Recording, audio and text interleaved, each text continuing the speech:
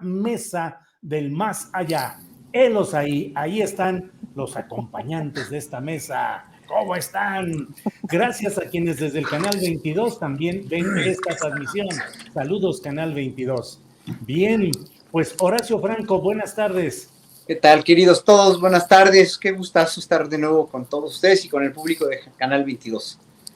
Gracias, Ana Francis Moore, que veo que vas de viajera por el espacio. Mi vida en el tráfico es la siguiente novela que estoy escribiendo, Julio. Así se llamará. Pues te va a dar mucho tiempo. Mucho. Decía Adriana que va por sus palomitas. ¿Seremos un espectáculo palomero, muchachos? Un espectáculo palomero. Fernando Rivera Calderón, buenas tardes. Buenas tardes, Ana, Horacio, Julio. Y bueno, pues si somos un espectáculo palomero, pues asumámoslo con dignidad. Claro, así debe ser. Además, ahora ya hay unas combinaciones casi artísticas de palomitas con chile,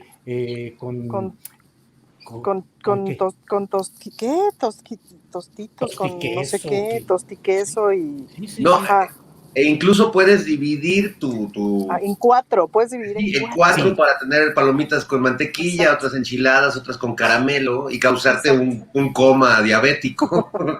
Así es. Ana Francis, comienza diciéndonos qué en la política mexicana hoy se te antoja para verla con palomitas. ¿Qué en la política mexicana hoy se me antoja para verla con palomitas? Pues sin duda yo pensaría que los berrinches del INE, ¿no? O como esta serie de explicaciones que está dando el INE medio por Twitter, medio como puede, de por qué una casilla cuesta 3 veces más que en agosto, o de por qué sí hay unas cosas que sanciona y otras no. En fin, como eso me resulta muy de palomitas, porque pues es que desde el chipotle, Julio, ya no hay manera de tomárselos en serio. Ya no hay manera de que no causen risa. Entonces yo pensaría que ese es como lo que me gustaría, sobre todo porque además yo no puedo opinar mucho, ¿no? Entonces, o sea, hay muchas cosas que yo no puedo decir ahorita por la veda electoral. Entonces, pues de a palomitas. De a palomitas. Horacio Franco, ¿qué espectáculo de la política actual te gustaría ver sentado en tu sillón cómodamente y con palomitas?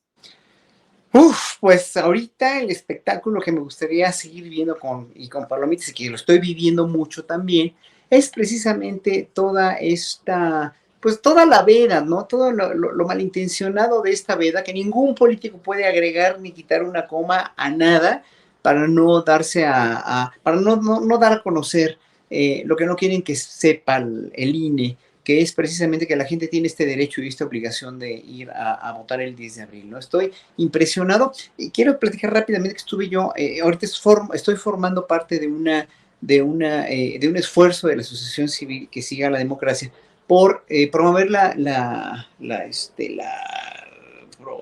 voto el 10 de abril para que la gente sí vaya a votar, sea en pro o sea en contra, de que López Obrador siga o no, obviamente, ¿no? Y que en un momento dado este ejercicio, pues ya, ese ejercicio no es un capricho del presidente, es una cuestión que ya venía desde antes de este sexenio, la cuestión de la consulta popular, y que es muy importante hacerla, ¿no? Y bueno, como no tenemos al INE como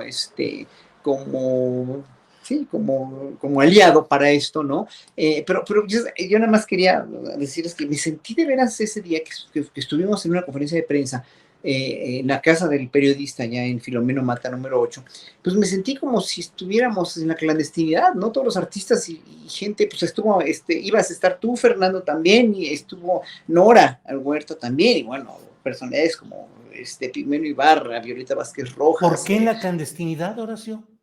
Porque, ¿sabes? Parecía que estábamos en la clandestinidad, que estábamos como elucubrando algo del gueto de Varsovia, me sentí de veras como clandestino, porque estábamos luchando contra unas fuerzas que de veras nos avasallan, en verdad. O sea, la fuerza del INE, el poder que tiene el INE actualmente es tal para tergiversar la opinión pública y el poder que tiene los empresarios, el poder que tiene la oposición que está sacando a partir de los medios de comunicación, ese poder que tienen es tal que nos hacían sentir como si estuviéramos haciendo algo prohibido, pues, ¿no? O sea, el INE ha hecho que esta misma veda, ¿no? Ha hecho que los políticos, pues, se sientan arrinconados, obviamente, ¿no? Y que, evidentemente, yo como ciudadano digo lo que me da la gana y voy a promover realmente con todo la revocación de mandato, pero parecía que estábamos nadando contra corriente, contra una fuerza que es superior a nosotros y que ellos tuvieran la razón y que nosotros estuviéramos en la clandestinidad. Por eso lo digo, ¿no? Es extraño, pero tienen tanto poder económico y tanto poder mediático, ¿no? Tanto el INE como sus aliados, que son empresarios y sobre todo medios de comunicación, que en verdad es avasallador. O sea, me sentí yo como que, oye, pero pues si el poder está detentado por el gobierno federal, por López Obrador, y por la Constitución y por el artículo de la Constitución que está aprobado, ahora yo me siento en la clandestinidad, ¿por qué, no? O sea, porque la fuerza es tal que sí nos sentíamos como que, ¿qué pasa, no? Claro. Bien. Fernando Rivera Calderón, antes a ciertos artefactos explosivos les decíamos palomas, aventaba uno palomas. ¿En qué momento estamos? ¿En el de esas palomas explosivas, palomitas de maíz o palomitas mensajeras? Hacen falta palomas mensajeras, palomas de la paz. Creo Ujú. que en este momento es lo que más falta, más que las palomas explosivas. O en todo caso, me iría a favor de las bombas yucatecas, Julio, porque hablando de palomitas, yo creo que más allá de la guerra como espectáculo mediático, ¿no? Que es algo que se ha analizado mucho de esta guerra que vemos a través de nuestras pantallas y que le ponen música de fondo a los bombardeos y manipulan emocionalmente algo que ya de por sí es terrible.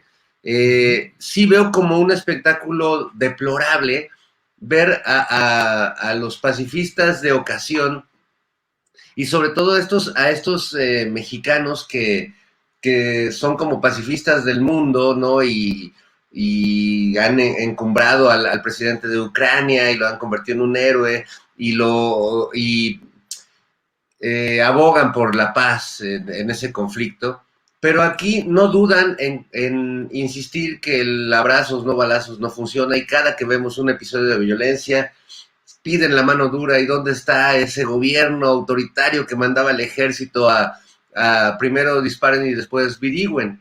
Entonces, sí me parece que han estado dando un espectáculo muy pobre.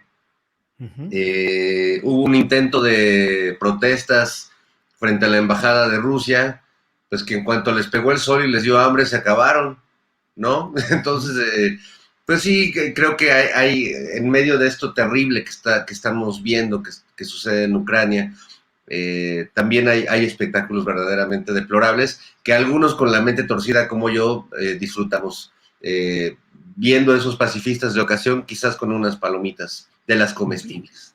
De las comestibles. Gracias, Fernando. Ana Francis Moore, pues mira cómo estamos hablando con Horacio de cuasi clandestinidad en la vida política y social mexicana, cómo estamos hablando de palomas de la paz y también palomas mensajeras. ¿Qué momento estamos viviendo a partir de todo esto que se ha dado en relación con Ucrania, Rusia? Pero ¿crees que estamos viviendo tiempos en los cuales la comunicación, la libertad de expresión social está siendo apabullada o condicionada por estos intereses que quieren que nos quedemos solo con una narrativa de lo que está pasando a nivel mundial? Fíjate que alguna vez con las Reinas Chulas reflexionando justo sobre la libertad de expresión y platicando con artistas cabareteros del resto del país, una de las cosas que nos decían los artistas cabareteros de otros estados de la República era, bueno, en tal estado no puedo hacer tal sketch, no puedo burlarme del gobernador y tal, no me van a hacer nada, es decir, no van a venir por mí, no me van a matar, etcétera, pero simple y llanamente a la siguiente beca o al siguiente apoyo de la Secretaría de Cultura Local y tal, no voy a tener acceso y me voy a morir de hambre, pues, ¿no? En fin, como muchas de esas cosas. Una de las formas de la censura es sin duda como la sacada de recursos, pues, ¿no? Esto que dice, que apunta también Horacio de esta sensación de clandestinidad y que tiene que ver con este par de consejeros del INE, que ya sabemos quiénes son, que opinan en su corazoncito y en su panza que hay ejercicios democráticos que son innecesarios y que no deberían de ocurrir porque están dadas las cosas y porque no deberían de ser. Vamos a pensar bien. íbamos a pensar que es a partir de ahí sus acciones. El problema es que accionan a partir de su opinión y no accionan a partir del mandato del pueblo, que es lo que realmente tendrían que hacer. Entonces, podrían perfectamente, una vez que acaben su cargo y tal, escribir sus reflexiones de por qué tal ejercicio ciudadano no debió de haber ocurrido, o no debería de ocurrir, o debería de ocurrir en otras circunstancias, o cualquiera que sea su pensamiento, pero no deberían de incidir. Ahí está un uso y un ejercicio del poder pavoroso. Y sobre todo, me parece, y ya yendo a tu pregunta, pues están utilizando una narrativa de las cosas, una historia. Entonces, justo cuando empezaron los anuncios de la guerra y tal, yo preguntaba en Twitter, ahora nos vamos a soplar 10 años de películas en donde los rusos son los malos, que fue básicamente como me tocó crecer a mí, ¿no? Todas las películas que vi de la narrativa hollywoodense, desde que me acuerdo hasta más o menos mis 15, 20 años, tenían que ver con eso, con que los rusos eran los malos, hasta que se cayó el muro de Berlín y ahí empezó a cambiar la narrativa hacia otras cosas. Entonces, la narrativa es crucial para instalar formas. Me llamó mucho la atención por ahí también un hilo de Twitter que estuvo circulando sobre las versiones racistas de ciertos noticieros, en donde mucho de lo que les preocupaba a los noticieros, me parece que casi todos eran noticieros europeos, era que la gente que estábamos viendo salir de sus casas, que la gente que estábamos viendo exiliada, que le estábamos viendo que la bombardeaban y tal, pues era gente blanca con ojos azules, etcétera. Familias como tú y como yo, ¿no? Decían un poco, parafraseando aquellos noticieros. Pues, híjole, es fuertísima, pues, ¿no? Esas narrativas que se nos salen sin querer, que claramente lo que está diciendo es, pues hay personas de primera, de segunda y de tercera. Hay muertitos que no importan, pues, ¿no? Que es algo que también ha estado diciendo mucha gente. Eso, hay pacifistas de ocasión, como dice Fernando, pues, ¿no? Entonces, la narrativa en este momento me parece crucial y fundamental para comprender el entorno político, para comprender la fuerza, los poderes fácticos. ¿Dónde está el poder? Hay una parte muy importante del poder que está en quien narra las circunstancias.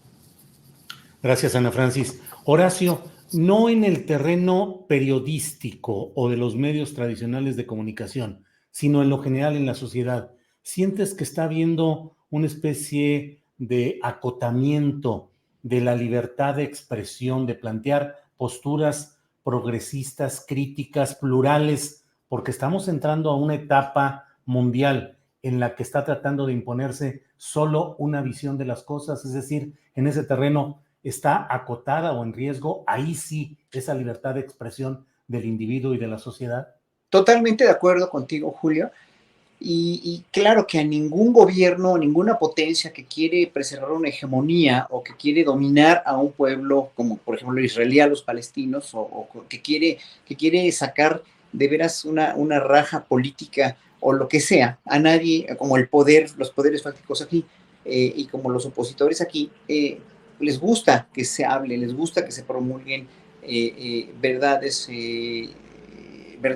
sustanciales que cambien la opinión pública.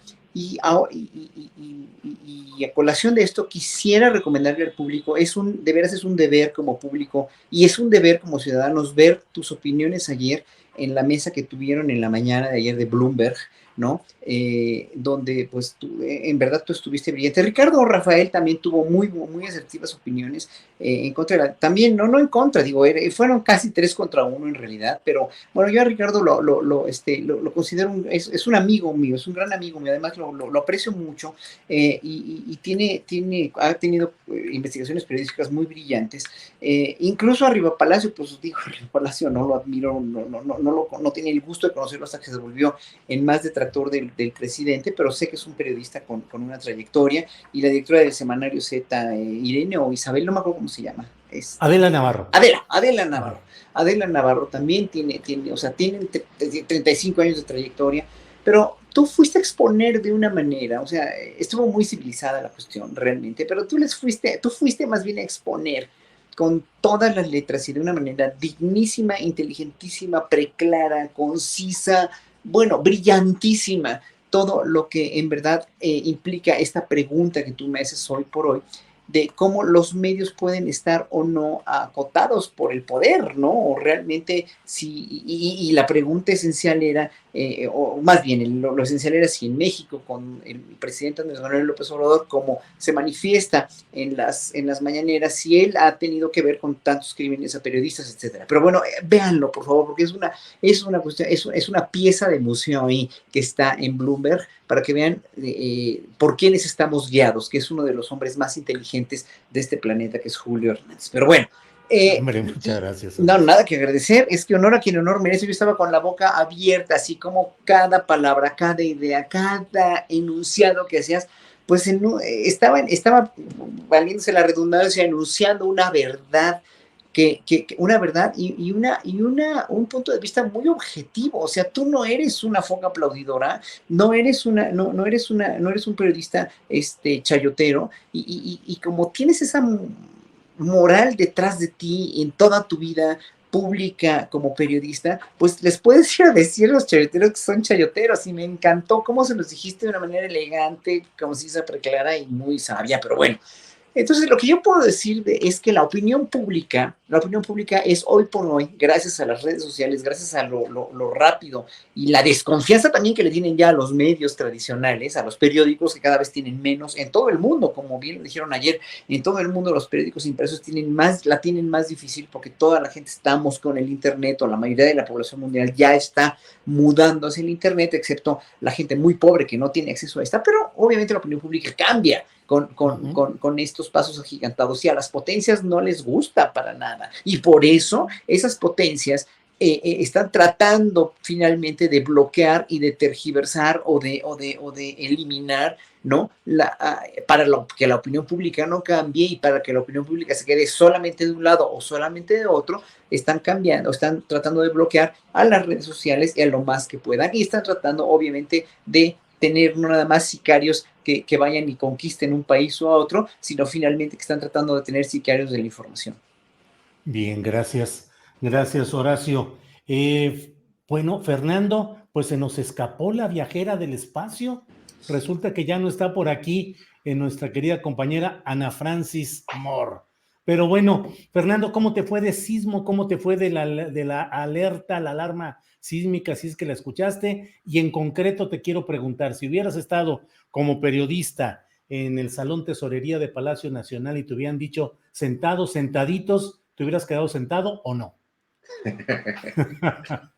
No, fíjate que no, yo soy de los que se salen muy rápido. He pasado malas experiencias con los terremotos, y pues lo primero que agarro, y habitualmente lo único, es a Perucho, que es mi compañero de vida. Entonces tengo su correa lista y pues las llaves, el celular, pero a veces ni eso, a veces uno se sale corriendo.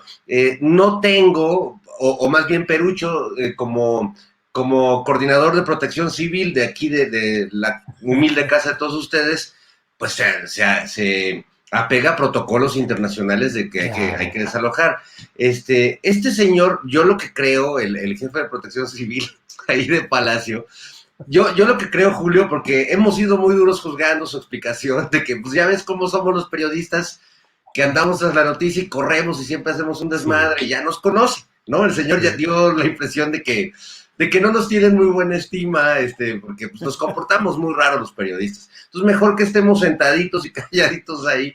Pero yo quiero pensar que en realidad parte del protocolo de Palacio era que el señor pues diera una especie de terapia psicológica, distrayendo a los periodistas para que no se asustaran, ¿no? Para que no entraran en pánico. Entonces, en realidad, más bien los estuvo terapeando y los mantuvo ocupados haciendo preguntas y documentando el hecho, justo para salvarlos de entrar en un ataque o en episodios de paranoia o de miedo terrible, ¿no? Sí, buena, esa es una buena explicación. No lo había visto por ahí, pero gracias a la filosofía perruchiana podemos llegar a estas conclusiones. Ana Francis Moore, que ya está de regreso, te nos escapaste un ratito, has vuelto. Ana Francis, si hubieras estado allí en Palacio Nacional en la mañanera cuando se anunció la alarma sísmica, cuando llegó la alarma sísmica, ¿Te hubieras quedado sentada o no? No, yo me pelo. Yo me pelo, sí, o sea, no, yo me pelo. Es decir, no te creas que sí soy ordenada, ¿eh? O sea, sí, no, ahora sí que no corro, no grito y no empujo, pero sí me pelo. No, vámonos, ¿cómo crees? Horacio Franco, ¿te hubieras quedado sentado o hubieras salido corriendo? Yo hubiera hecho lo mismo que la Francis, yo sí me pelo. Es que a mí me da muchísimo pánico los temblores. Mire, ya pasé el de 85, que me pareció que no iba a volver a sentir nunca nada más fuerte que ese temblor. Me tocó en Portales, acabo yo de llegar de estudiar de Holanda, tenía yo 21 años. Acabé yo de llegar y me toca el temblor. Luego me tocan otros varios, y yo pensaba que nunca iba a sentir algo así hasta el del 17 que me toca aquí en la Condesa, y que salí al camellón de mi casa y vi caerse el edificio de Laredo y Parras, ¿no? Lo vi literalmente desplomarse, y después de eso ya nunca más mi vida será igual, porque si antes le temía a los temblores antes del 17, hoy les tengo un pánico verdaderamente ya fuera de lo normal, pero me trato de controlar.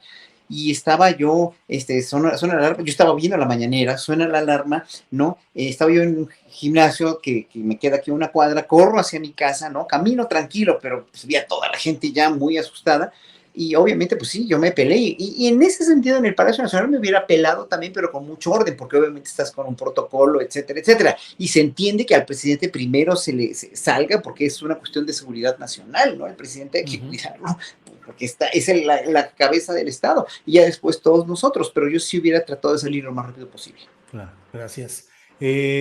Fernando Rivera Calderón, ¿qué te causa pánico o pavor? Híjole, la maldad humana, Julio, la locura, los demonios que se desatan en esa combinación de las personas que tienen algunos problemas ya mentales o de una historia de vida muy dura, con la falta de información o con la desinformación que puede causar cosas verdaderamente espeluznantes. Justo hoy se cumplen 100 años del estreno de la película Nosferatu de Murnau, una película clave del expresionismo alemán. Yo hoy me puse mi playera de Drácula, que es la respuesta que hizo Estados Unidos con la Universal unos años después, pero siempre desde niño he sido fanático de los monstruos y del cine de monstruos, y ha sido difícil en mi historia encontrar siempre a alguien que le guste ver películas de monstruos o de esta clase de entidades, de fantasmas conmigo, pero la verdad es que a mí el monstruo de la ciencia ficción, de la fantasía, me tranquiliza el alma. Es un poco como lo que nos plantea Guillermo del Toro en sus películas. El verdadero monstruo no es la criatura horrible y peluda que nos acecha en nuestras pesadillas.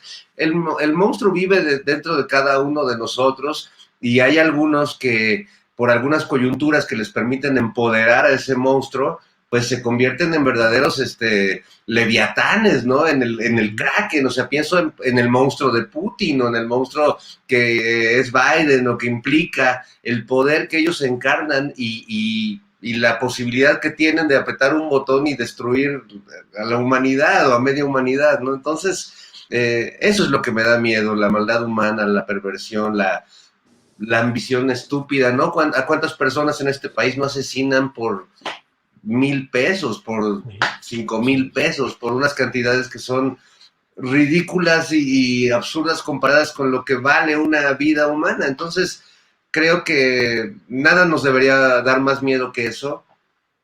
Y claro, en esta época en la que siempre miramos hacia afuera a través de las pantallas y miramos menos el espejo, pues también se nos olvida eso, que el monstruo está adentro, y que a mí en la pandemia, pues algo que me sorprendió fue ver partes de mí o zonas de mí mismo, que por estar tan concentrado justo en eso, estar tan lejos de los demás, a quienes echarles la culpa de lo que a mí no me gusta, pues empecé a verlo dentro de mí, y vaya que uno contiene criaturas espeluznantes.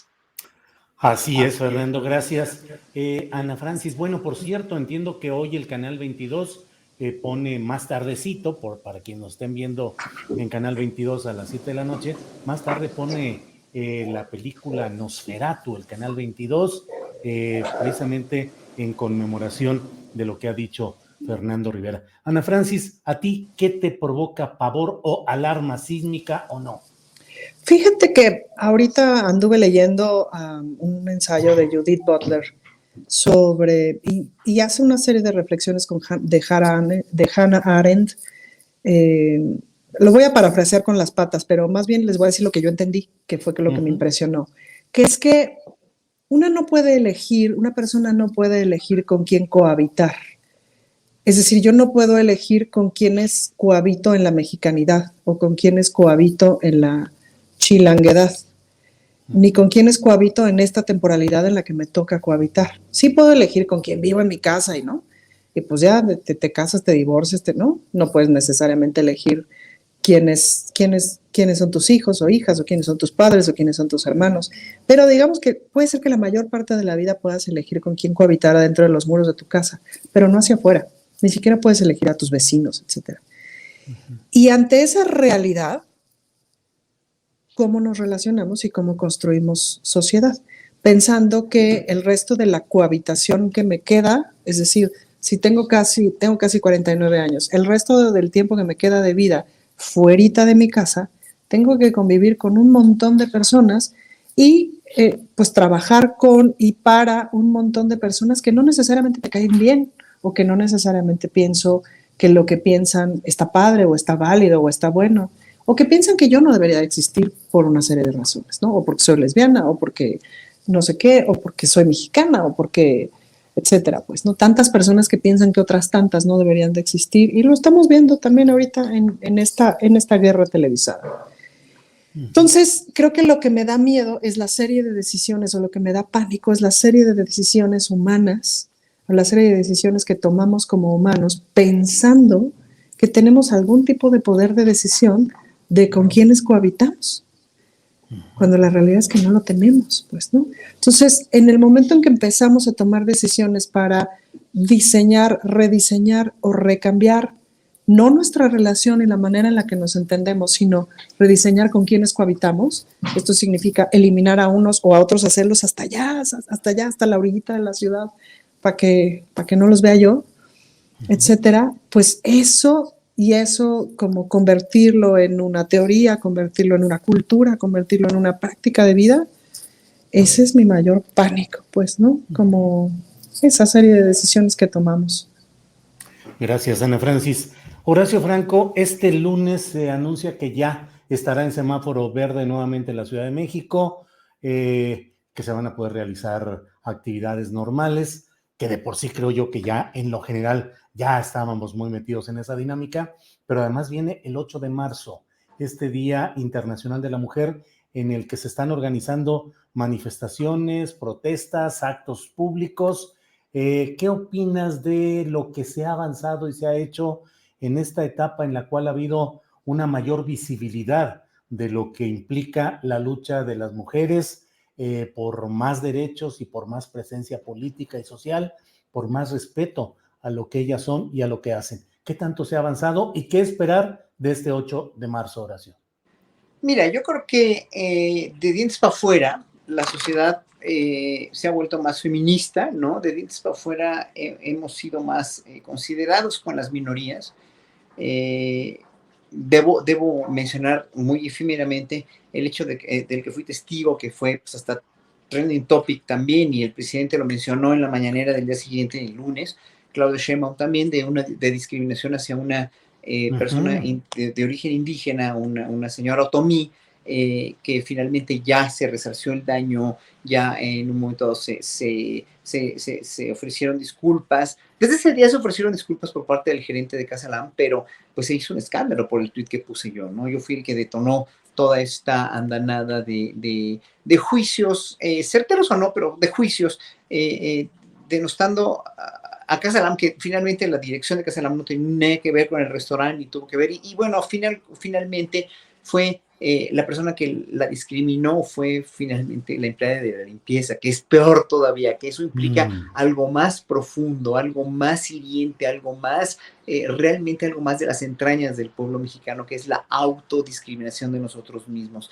la cubeta de cangrejos, el no ver que somos un pueblo mestizo y somos un pueblo indígena y somos un pueblo criollo también, que tenemos que convivir, esa convivencia que decía precisamente Ana Francis, esa convivencia juntos, ¿no? No hay que dormir con el enemigo, sino dormir precisamente con tus pues con tus connacionales, con tus hermanos, ¿no? Y como llamamos hermanos a los rusos, o hermanos a los ucranianos, o hermanos a los latinoamericanos, a ver, ¿realmente somos hermanos o no cuando nos conviene o no, no? ¿Realmente somos feministas o no cuando nos conviene o no? ¿Realmente somos indigenistas cuando nos conviene o no?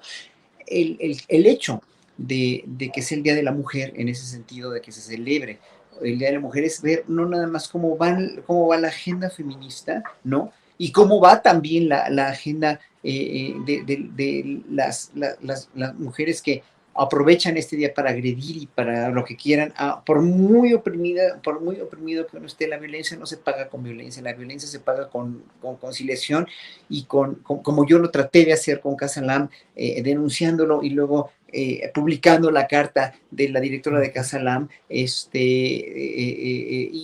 finalmente haciendo que se conciliara gracias a derechos humanos también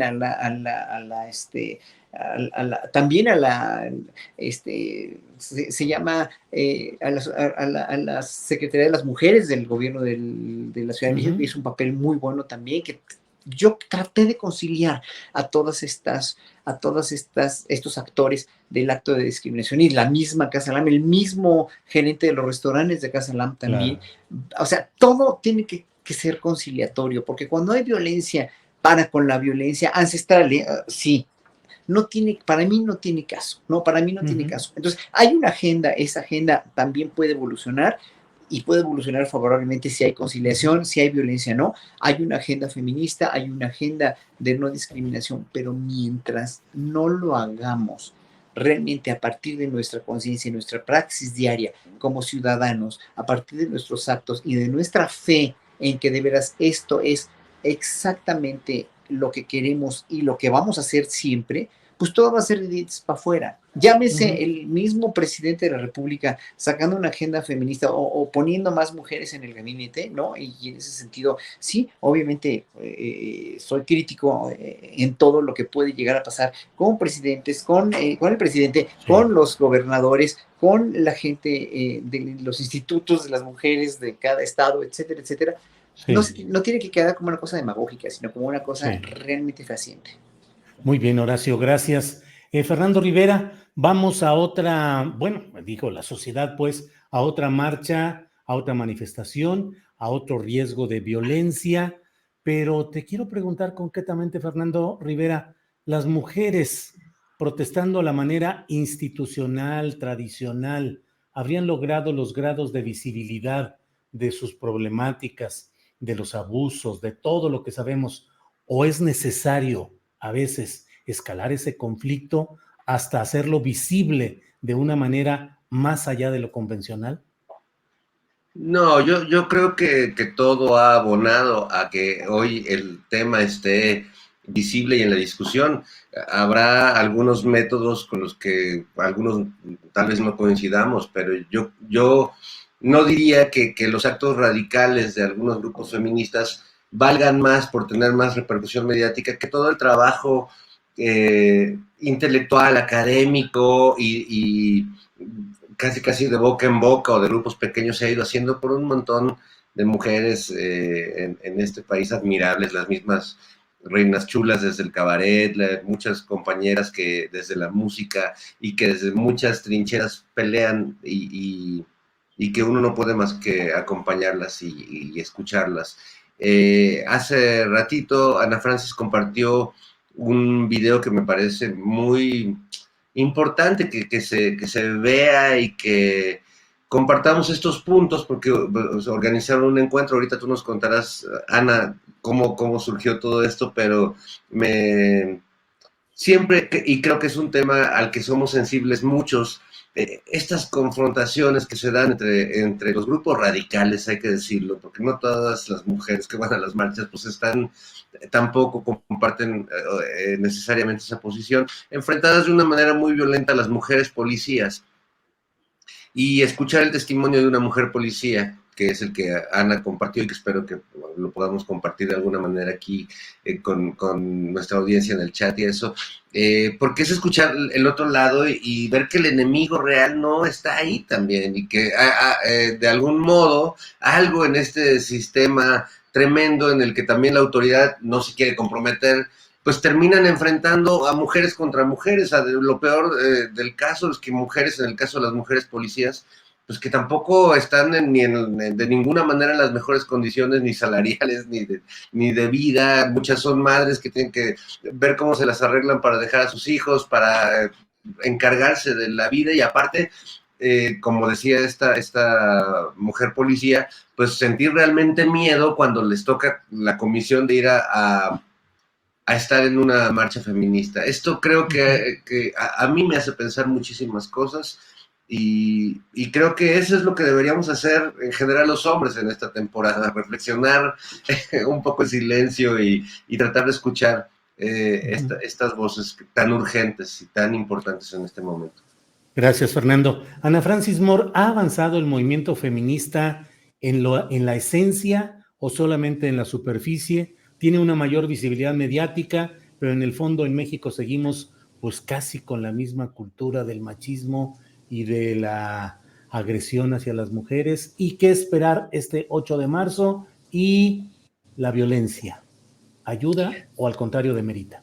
Bueno, yo creo que ha avanzado muchísimo el movimiento feminista. De entrada te diría la masividad que tiene ahora el feminismo, no solamente en México, sino en el mundo. Eso es muy importante y luego como que no lo medimos, como que no sabemos qué tan importante es, y es muy, muy importante.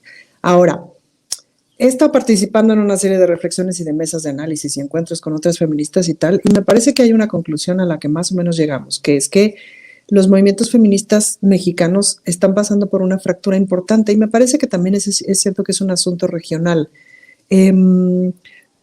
Fractura a partir del arribo de unas otras voces. Justamente esta masividad ha permitido el arribo de unas otras voces que no necesariamente habían tenido el micrófono puesto, no que no necesariamente estuvieran presentes, pero que no habían tenido el micrófono puesto, como son, por ejemplo, las voces de las jóvenes, ¿no? Que para las jóvenes, pues la respuesta es: la violencia la ejerce el Estado, punto, pues, ¿no? Y hay una otra voz bien importante de todas las mujeres que estamos ahora en el Estado, de distintas maneras, y no solamente quienes tenemos como cargos muy visibles, sino de la bola de compañeras que están en mandos medios, que están operando un montón de programas del Estado, de programas de gobierno, etcétera, y que son feministas, que happen to be que son feministas, y que se sienten interpeladas cuando la chaviza dice fue el Estado, y es, espérate, o sea, sí, pero no, o no, pero sí. Es decir, ¿qué es el Estado? Es decir, si ya estamos tantas dentro del Estado, ¿el Estado cambia de forma o no cambia de forma? ¿Qué tanto si cambia de forma? En fin, todas esas discusiones que no tienen respuesta, son preguntas. En ese sentido, por ejemplo, una de las preguntas es este diálogo del que habla Fernando, que se dio en la Comisión de Derechos Humanos de la Ciudad de México entre policías y manifestantes. Ahora, ¿por qué escuchamos a las policías por primera vez? Pues porque también es cierto que es la primera vez que hay tantas policías mujeres, porque ha habido un esfuerzo súper importante en estos últimos 3 años de, órale, que entren muchas más mujeres para ir equilibrando, y probablemente el sexenio termine con igualdad de mujeres y hombres policías en la Ciudad de México. Entonces, claro, hasta que hay muchas mujeres, pues se agarran de la manita y dicen: espérate, a mí el que me acosa es mi compañero, o a mí el que me acosa es mi comandante, o a mí lo que me pasa es que en el baño de la corporación, no sé qué. Y entonces hacen cosas, y entonces están las unidades de género que empiezan a funcionar, ¿no?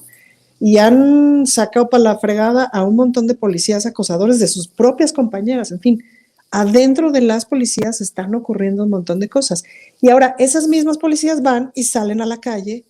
Y es muy impresionante justo lo que declara una de ellas, de a mí lo que más me da miedo. O sea, dicen: ¿quién quiere ir a la marcha del 8M?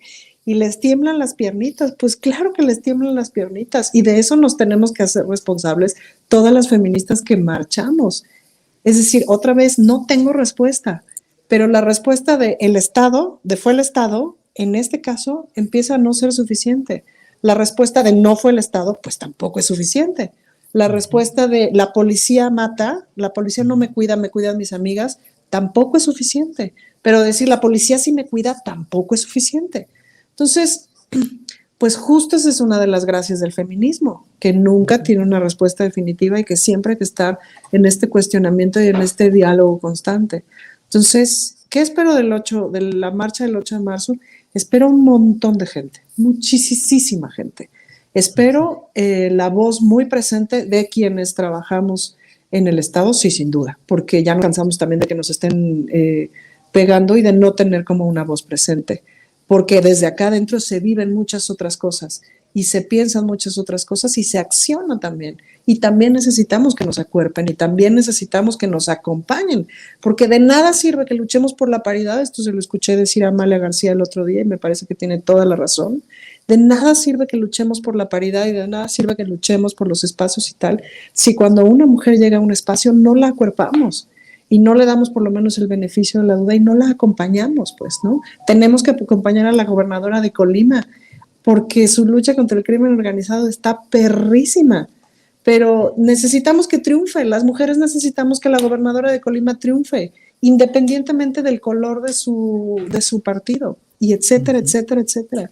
Entonces, mi esperanza es que vayamos conversando y reflexionando hacia unas otras cosas que tienen que ver con identificar que entre nosotras tenemos que hacer estratégicamente frentes en común.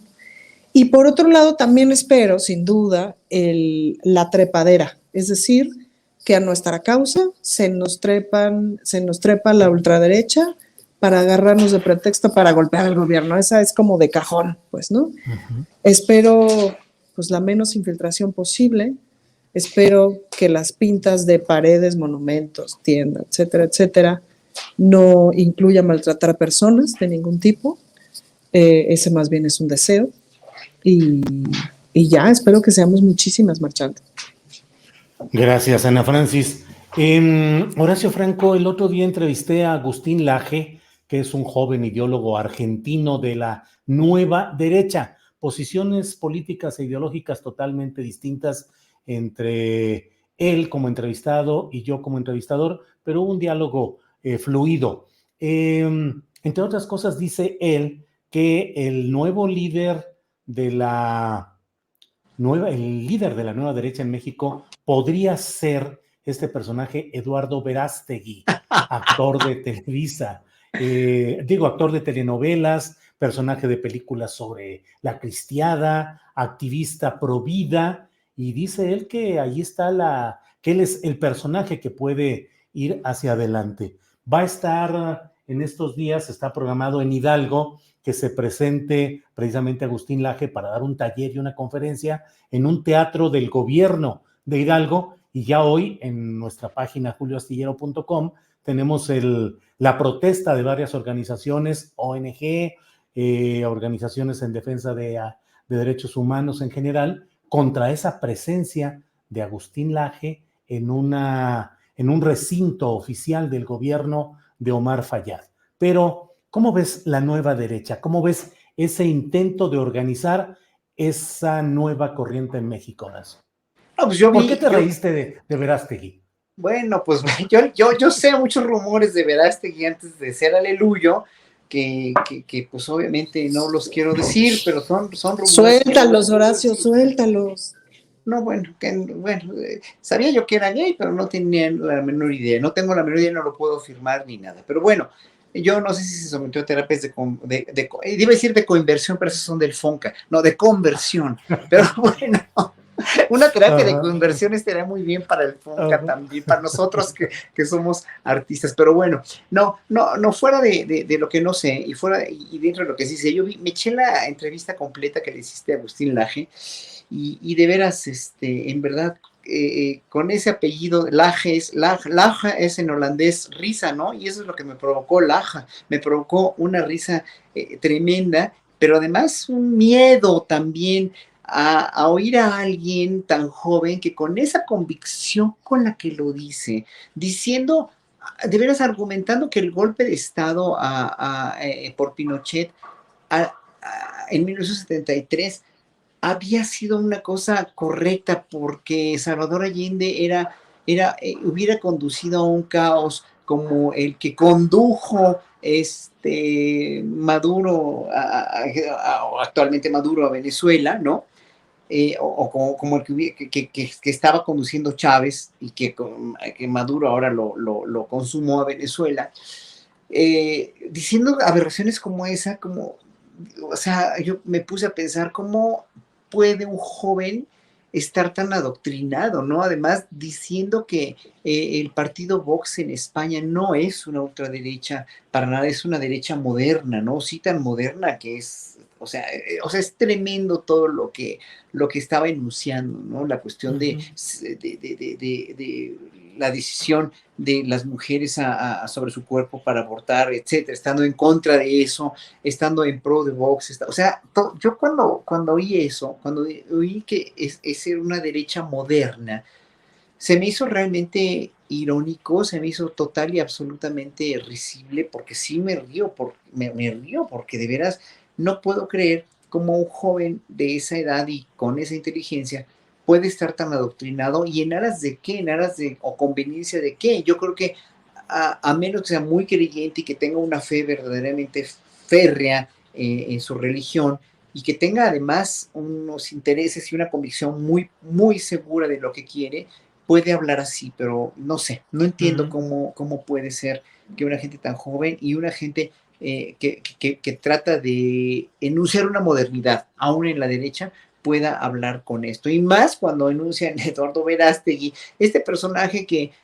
realmente lo único que tiene, su gran valor que tiene es decir que tiene un gran valor religioso y moral y pues no sé, ¿no? Yo nada más lo vería junto a Peña Nieto sentado en el avión presidencial y ya con eso, pues no sé, no digo, no diría que pierde su valor moral por haberse subido al avión presidencial o por ser amigo de Peña Nieto, pero no sé, yo ahí nada más me callo, no me consta, no tengo la menor idea, pero sí finalmente yo creo que ahí está muy equivocado, porque Eduardo Verástegui lo único que ha hecho es mostrar precisamente una preparación muy precaria en lo que políticamente hablando lo podría en un momento dado, se le podría encomendar un liderazgo para la derecha, pero ni mínimamente, o sea, es que es tremendo, ¿no? O sea, o sea, ahí sí, por ejemplo, el joven Colosio, el joven Donaldo Colosio, pues le lleva años luz porque él ya es un joven político, ¿no? Que ojalá se depure, que ojalá que no se aferre al nombre de su papá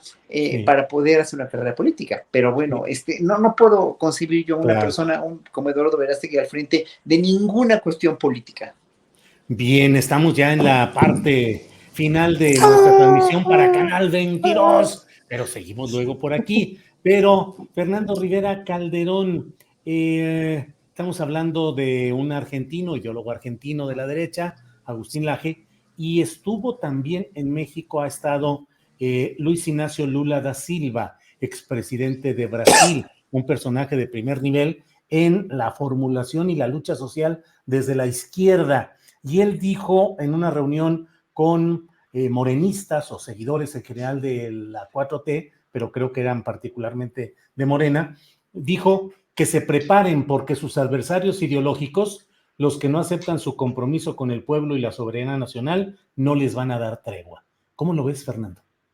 Bueno, pues que Lula tiene toda la razón. Yo nada más antes de entrar a Lula sí quería decir que este personaje, Agustín Laje, está siendo muy injusto al decir que Verástegui va a ser el estandarte, porque, oye, ¿y dónde deja a Chumel Torres, a Carlos Flores de Mola, a Palazuelos, que seguro volverá por la o sea, no, me parece injusto. Han hecho más méritos. Mi Lili Telles, no me la olvides. ¿Cómo se llama, Ana Francis? Mi Lili Telles. O mi Margarita Zavala tampoco me la... Oye, pero todos estos son heterosexuales, ¿eh? Hasta donde yo oí ahorita, todos estos nombres. Bueno, pero Cuadri es transfóbico, a lo mejor puede entrar en alguna categoría ahí. Bueno, por otro lado, lo de Lula creo que tiene toda la razón, sobre todo a un partido Morena que siento que en muchos sectores se ha alejado de la figura del presidente, que parece que muchos ven al López Obradorismo como una cosa y Morena como otra cosa, donde Mario Delgado pues ha puesto algunos candidatos que han estado muy cuestionados y todo eso. Entonces yo creo que sí valdría la pena, porque sí hay algunos actos de exceso de confianza, de exceso de soberbia política y pues bueno, cualquier miembro de Morena, por mucho triunfalismo o por mucha confianza que tenga, pues todos son conscientes de que el efecto López Obrador no les va a durar para siempre. y el liderazgo del presidente es tan grande que no deja ver a veces esas carencias que hay a nivel partidista, y que pues sí implican que ponerse a pensar y preocuparse un poco, porque bueno, quizás la verdadera oposición para el 2024 esté dentro del propio Morena, ¿no? Y habría que ver qué tantos riesgos. Por otro lado, a mí me encanta que haya venido Lula y que haya dado ese espaldarazo y que nos haya dicho, el presidente López Obrador es un regaliño del cielo que ustedes no han valorado todavía, es como mi hermano del alma, realmente el amigo, como decía Roberto Carliños. Entonces, creo que Lula tiene una experiencia que aquí en México yo espero que nunca vivamos y que está muy bien retratada en el documental que pueden ver en Netflix, La democracia en peligro, donde cuenta cómo la oligarquía económica brasileña pues conspiró de una manera al mejor estilo Salinas de Gortari para no solo meter a la cárcel a Lula, sino para pues derrocar que es que legalmente a Dilma Rousseff. Yo creo que es un documental que tendríamos que ver en México necesariamente, porque me parece que Claudio X y muchas de esta banda con aspiraciones de golpistas, pues lo están tomando como una especie de manual de usuario, ¿no? Para dinamitar, para golpetear cotidianamente al gobierno de López Obrador. Bien, pues gracias. Ana Francis Moore, te toca el bello momento de ir cerrando 1 minuto, 2 minutos, cuando mucho, la transmisión del canal 22 y luego seguimos nosotros aquí en YouTube. Así es que, Ana Francis, esta parte, por favor. ¿Cómo ves lo de Lula y las recomendaciones a los morenistas? No, pues es una maravilla recibir a Lula. Fíjate que una de las cosas que las feministas hemos aprendido es que cuando Lula llegó a Brasil hubo unos cambios tremendos, muchas feministas entraron al poder, etcétera, y hubo cambios muy, muy importantes. Y luego la regresión estuvo del cocol. Y es importante recordar que, pues que por ejemplo en un congreso como Brasil creo que tienen 130 y tantas personas evangelistas ahí, congresistas evangelistas, y eso siempre significa, o sea, personas, digamos, muy religiosas, muy fundamentalistas en su manera de concebir la religión, pues eso siempre significa retrocesos para las mujeres. Entonces, el gran aprendizaje para mí es, y el gran mensaje de Lula es, almejas, porque lo conseguido no está escrito con piedra, o sea, aquí las cosas las tenemos que seguir defendiendo y las vamos a tener que seguir defendiendo, porque volviendo al principio de mi reflexión, pues no elegimos con quién cohabitamos. Y la ultraderecha está viva, la ultraderecha no se va, o sea, no porque gane un determinado grupo, una determinada idea, gana una elección o tenga unos determinados espacios, pues el antisemitismo no se va, la homofobia no se va, la lesbofobia no se va, el racismo no se va, y las personas que piensan que eso está bien, no se van,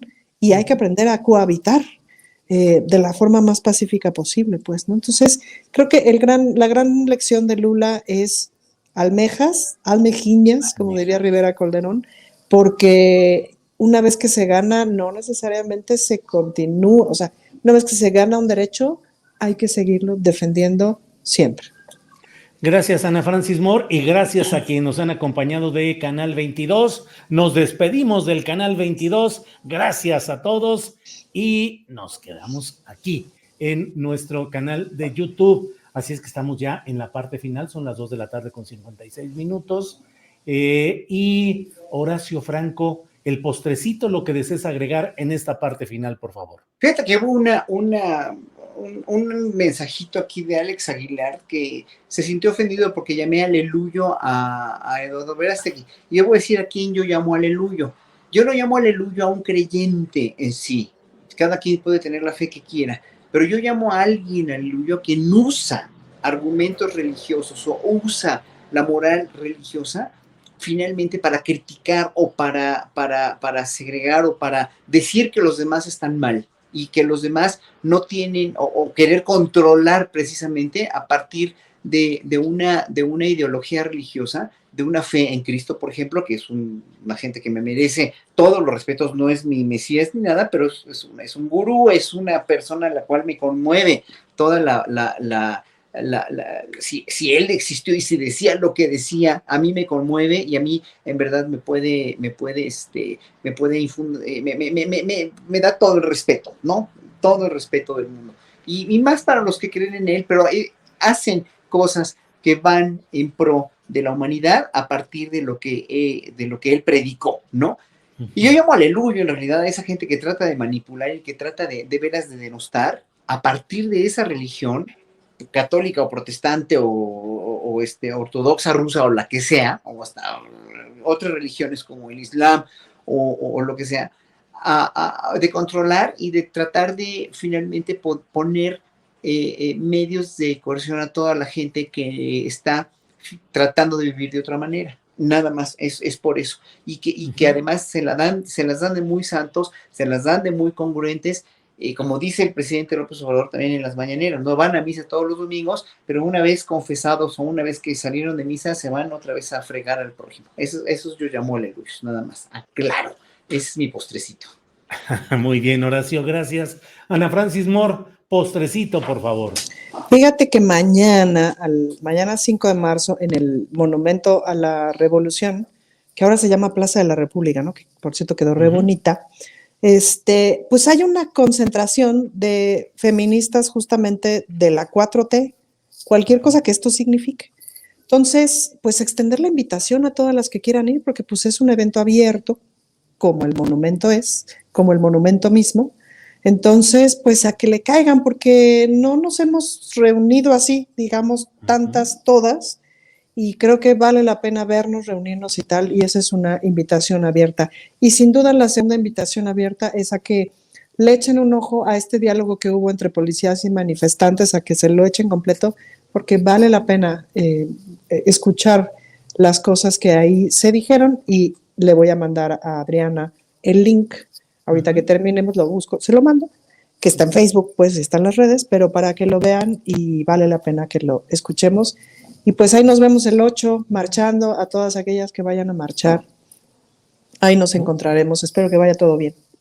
Muy bien, Ana Francis, gracias. Fernando Rivera Calderón, el postrecito para cerrar esta espléndida mesa del más allá. Por favor, Fernando. Bueno, pues cerrar con parte de la recomendación que hacía de Nosferatu al inicio. Hoy se cumplen 100 años de la primera adaptación de la novela de Bram Stoker, que fue Nosferatu, que de hecho hizo Murnau y hicieron los productores alemanes de esa época. Hicieron una adaptación y le cambiaron los nombres a los personajes. El conde Drácula se llama aquí el conde Orlok, porque no consiguieron los derechos de la viuda de Bram Stoker, que era la verdadera mujer vampiro, porque los demandó, ganó la demanda y se ordenó quemar todas las copias de esta película Nosferatu de Murnau, cosa que no se pudo hacer en su totalidad porque ya la película habían lanzado algunas copias al mundo. Por eso es muy interesante que todas las copias de esta película que sobrevivieron, salvo las que ya han sido restauradas, pues son diferentes. Y se salvaron pues de ser quemadas en la hoguera. Y también les recomiendo mucho la versión que hizo Werner Herzog, otro enorme director, ya en el 79, muchos años después, una versión también escalofriante, protagonizada ya no por el loco monstruoso de Max Scherk, sino por Klaus Kinski, que era otro loco monstruoso, pero que era un actor impresionante. Así que, bueno, pues hoy celebremos a esos vampiros, a los monstruos de la imaginación, y que curiosamente el mito del vampiro surgió como un temor de Occidente a todo lo que venía de Europa Oriental o de Asia. El vampiro finalmente es el monstruo que se construyeron los europeos de Occidente para desacreditar y para sembrar miedo sobre el extranjero, sobre el otro. Creo que hoy el mito del vampiro nos sigue diciendo cosas importantes sobre lo que estamos viviendo en estos momentos de guerra. Así es, gracias, Fernando Rivera. Nosferatovsky, algo así, podría ser la traducción a la geopolítica actual. Bien, pues Horacio, gracias y buenas tardes. Gracias, buenas tardes a todos, un abrazo, feliz fin de semana. Ana Francis, gracias, buenas tardes. Juliovsky, buenas tardes. Juliovsky. Fernando Rivera Calderón, muchas gracias y buenas tardes. Buenas tardes a todos, y si se les antoja pues un poco de sangre, mejor échense un clamato. Un taquito de moronga, un taquito de moronga. Moronga, qué rica. Sí, calla. Muy bien, ya es fin de semana, ya. Ya. Bueno, que pasen un espléndido fin de semana.